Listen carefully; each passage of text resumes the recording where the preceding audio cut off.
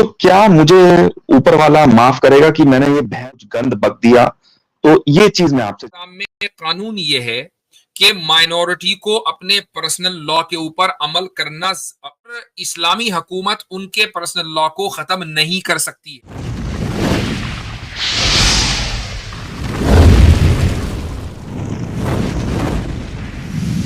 जी बोले भाई आकाश। हेलो। हाँ नमस्कार जी मुफ्ती जी, आदाब। ईद जी मुबारक हो बहुत बहुत आप शुक्रिया। सबको। 12 बज गए हैं इंडिया में। अच्छा, जी जी मेरे दो तीन क्वेश्चन है, छोटे छोटे हैं, अगर आप छोटे छोटा जवाब दे दे, मतलब आपने शायद कुछ स्ट्रीम भी कर रखी होगी इस पे, मुझे मिल नहीं रही है।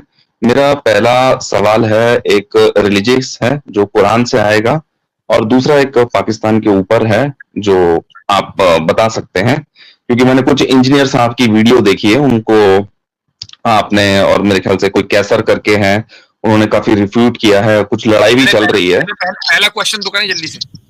अच्छा ठीक है, मैं ये जानना चाहता हूँ, हमारे जो फर्स्ट प्रॉफिट हैं जो एडम हैं, तो उनका जब वो धरती पे आते हैं एडम और हवा, तो जो उनके बच्चे हैं, तो आगे जो वो लोग बड़े हैं, जो दुनिया बड़ी है, वो उन दोनों के बच्चों के बीच में ही इंटरकोर्स के साथ बड़ी है, या एक फिलोसफी ये भी कहती है कि कई एडम्स थे। मेरे को ढंग से याद नहीं आ रहा, लेकिन मैंने कहीं सुना है या पढ़ा है कि कई एडम थे। तो मैं इस चीज पे एक छोटी सी आपकी वो तरकीब चाहता हूं कि आप मुझे इस पे क्लियर करें। मैं समझता हूं कि इस पर मेरी एक वीडियो है, और मेरा जो अपना नजरिया है वो ये है कि कई एडम्स नहीं थे, आदम और हव्वा अच्छा। ही थे। एक पर्सनालिटी का हम्म नाम आदम, दूसरी पर्सनालिटी का नाम हव्वा, और इन्हीं की हम्म। औलाद हुई, और इनकी औलाद से ही फिर ये नस्ल इंसानी चली है। ठीक है, तो फिर ये बात लोग क्यों करते हैं कि कई एडम थे, ऐसे ये किस लिए आ रही है ये बातें बाहर अब? I don't know, most likely एक अपॉलोजेटिक रवैया है एवोल्यूशनरी बायोलॉजी को स्पेस देने के लिए। अच्छा ठीक है, चलिए ठीक है। अब मैं एक ये मेरा क्लियर हो गया, आपने बोल दिया, मैंने मान लिया, कोई दिक्कत नहीं, मैं अपना भी रिसर्च करता रहता हूँ।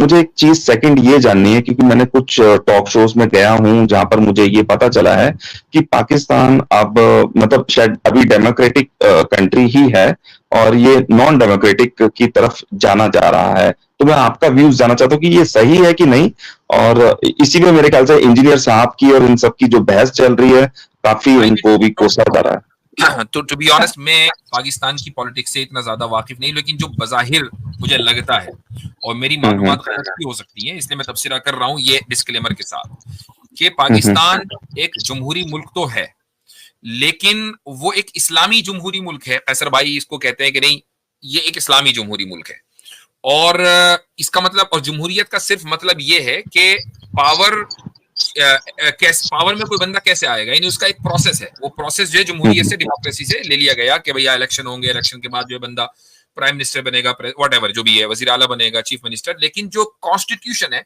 वो कुरान और सुन्नत होना चाहिए, दस्तूर इस्लामी है। ये एक मैं समझता हूं कि बजाहिर वहां निजाम है। मैं चूंकि करीब से नहीं जानता हूं, मैं वहां गया हूं, इसलिए मैं कह सकता हूं कि बजाहिर ये निजाम है। अब इस पर बताएं क्या मसला है। तो इसमें जो दो ढाई, अब जो अगर मैं इस्लाम से भी ले लेता हूँ, तो इसमें जो 2-2.5% हिंदू हैं वहां पर जो बचे हैं, और कुछ क्रिश्चियंस हैं, और कुछ जैन बुद्धिस्ट जो भी बचे हुए हैं वहां पर, पॉपुलेशन जो है, उनके लिए कैसे ये हम इम्प्लीमेंट करेंगे अगर हम मेरे भाई इस्लामिक वाला ये?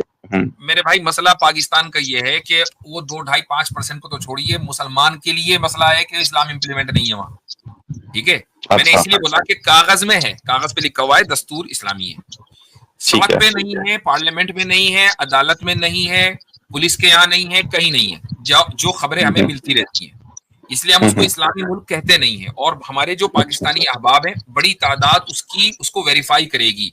यही वजह है कि पाकिस्तान में ऐसे बहुत सारे अफराद और मूवमेंट्स हैं कि जो इस्लामी कानून को और इस्लामी निजाम की बात कर रहे हैं कि भाई इस्लामी निजाम लाओ, इस्लामी निजाम। इस्लाम नहीं है तभी तो इस्लामी निजाम के लाने की बात कर रहे हैं। तो ये वहां तो मसला इस्लाम इस्लाम पर चलने का हम्म मुसलमान के लिए है, कह जाए कि मसला दूसरी माइनॉरिटीज के लिए। लेकिन अब अच्छा मसला बात ये होती है कि चलो हमने मान लिया कि एक आइडियल इस्लामी निजाम आ गया, ठीक है, तो अब ये 2% हिंदू हैं, 1% जैन है, हम्म 2% सिख है, अब इनका क्या होगा?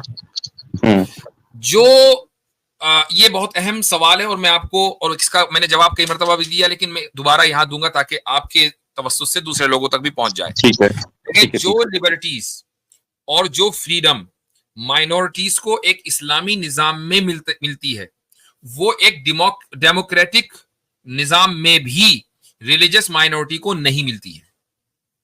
ठीक है, ये हमारा दावा है। अब इस दावे को हम कैसे साबित करते हैं, मैं आपको सिर्फ एक मिसाल दूंगा, उससे आप समझ जाएंगे। इस्लामी निजाम में कानून ये है कि माइनॉरिटी को अपने पर्सनल लॉ के ऊपर अमल करना चाहिए और इस्लामी हुकूमत उनके पर्सनल लॉ को खत्म नहीं कर सकती है। ये कॉन्स्टिट्यूशन का हिस्सा है। जबकि एक डेमोक्रेटिक सेटअप में इंडिया को देख लें, कोशिश ये हो रही है कि भाई नहीं, पर्सनल लॉ को खत्म करके यूसीसी लाया जाए। क्यों? इसलिए कि दुनिया भर के जितने डेमोक्रेटिक सेटअप्स हैं वो इसी तरीके से होते हैं कि भाई वन नेशन है तो वन लॉ है। जबकि इस्लामी सेटअप में वन नेशन वन लॉ का कॉन्सेप्ट नहीं है। पर्सनल लॉ हर एक का अलग अलग है। शादी ब्याह अपने तरीके से करेंगे, तलाक वगैरह अपने तरीके से होगी, ट्रांजैक्शन अपने तरीके से। अब आप देखें कि एक मुसलमान दूसरे मुसलमान के साथ अगर वाइन का ट्रांजैक्शन करना चाहे, लिकर का ट्रांजैक्शन करना चाहे तो नहीं कर सकता इस्लामी हुकूमत में, लेकिन अगर गैर मुस्लिम करना चाहे तो कर सकता है। ओके, ठीक है, बहुत बढ़िया। अभी मेरा एक छोटा सा सवाल और है, ये थोड़ा सा कंट्रोवर्शियल भी है। आपने भी देखा है कि रिसेंटली जो बाबरी मस्जिद का जो केस हुआ, जिसमें बाबरी मस्जिद गिर गई और काफी, मेरे ख्याल से उसी के बाद से ये काफी कंट्रोवर्सी स्टार्ट हुई है, जिसमें काफी वीडियो रील्स भी बन रही है, इंडिया की तरफ से भी बन रही है, मुसलमानों की तरफ से भी बन रही है। मैं एक चीज जानना चाहता हूँ छोटा सा, क्योंकि इसमें हम बेसिकली, मैंने तो सारी रील्स में जाके देखा है, दावा वाइज में भी देखा है, ब्रह्म राक्षस की में भी देखा और इनमें भी मैं पार्टिसिपेट किया है। जो मुझे पर्सनली फील हुआ है कि यहाँ पर क्या बात हो रही है कि आप तो सामने वाले खुदा को गाली दे रहे हैं और वो भी आपके खुदाओं को गाली दे रहे हैं। तो मैं तो एज अ डिफेंड करने, लेट्स से मैं आपसे बहस करना स्टार्ट करता हूँ, मैं डिफेंड करता हूँ अपने गॉड को, आप अपने गॉड को डिफेंड कर रहे हो। उस बीच में क्या है, गर्मा गर्मी में कुछ बातें दो चार ऊपर नीचे हो जाती है। तो क्या मुझे खुदा पनिश करेगा इस बात के लिए कि गया तो था तू मेरे को बचाने के लिए, लेकिन तूने फिर भी, लेट्स से मैंने मुसलमान के खुदा को, अल्लाह को, मैंने गर्मा गर्मी में मैंने बोल दिया तुम तो पैदा ही ऐसे हुए हो, तुम एक भाई बहन का रिलेशन हुआ, ऐसे करके मैंने कुछ बात बोल दी सिर्फ अपना पॉइंट प्रूफ करने के लिए, लेट्स से। तो क्या मुझे ऊपर वाला माफ करेगा कि मैंने ये बहस करी और इस बहस में मैंने कुछ गंद बक दिया? तो ये चीज मैं आपसे जानना चाहता हूँ, क्योंकि ये मैं देख रहा हूँ दोनों साइड से काफी कुछ हो रहा है, मुझे तो पसंद नहीं है पर्सनली, बट मैं आपसे सिर्फ ये जानना चाहता हूँ कि इसमें मेरे को ऊपर वाला कुछ कर्ज करेगा? जी हाँ, देखें, कुरान करीम का वाज़ेह उसूल है। कुरान ने यह ऐलान कर दिया कि दूसरों के माबूदों को, यानी दूसरे जो उनके यहाँ इबादत की जाती है, उनको बुरा भला ना कहो, वो पलटकर तुम्हारे माबूद को ही नहीं, अल्लाह को बुरा भला कहेंगे तो तुम ही सबब बनोगे। एक हदीस में रसूल अकरम सल्लल्लाहु अलैहि वसल्लम ने फरमाया कि वो आदमी कितना बुरा है जो अपने माँ बाप को गाली दे। तो एक सहाबी ने पूछा कि